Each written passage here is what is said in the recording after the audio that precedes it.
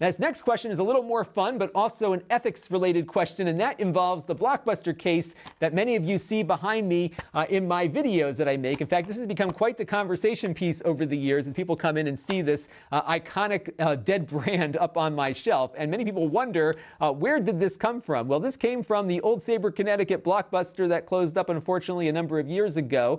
And it is a game, in fact. This game is still in here, actually.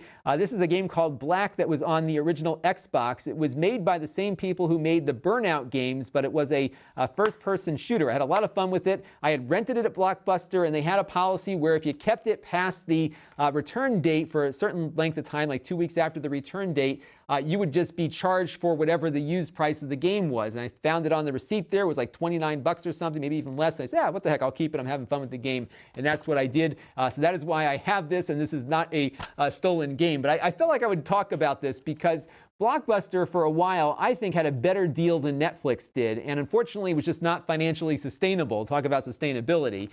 So what they did is they would mail out your DVDs. I was on their 3 DVD plan.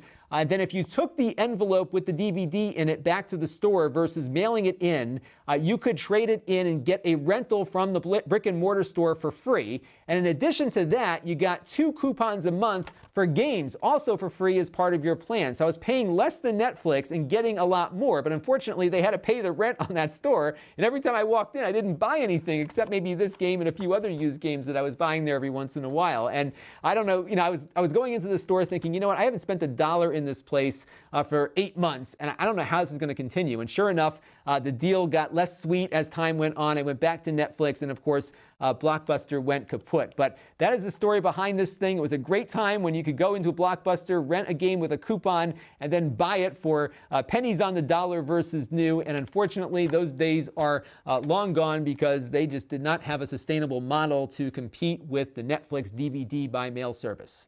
This channel is brought to you by my Patreon supporters, including gold-level supporters, the Black Eyed and Blues Music Hour podcast, Chris Allegretta,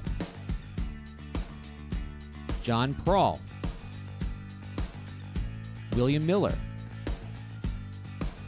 and Charlie Walden. If you want to help the channel, you can by contributing as little as $1 a month.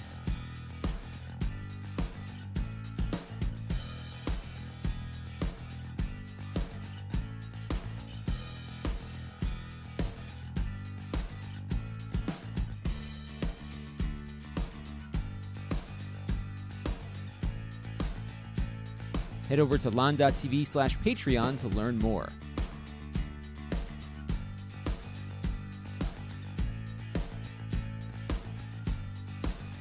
And don't forget to subscribe. Visit Lon.TV/S.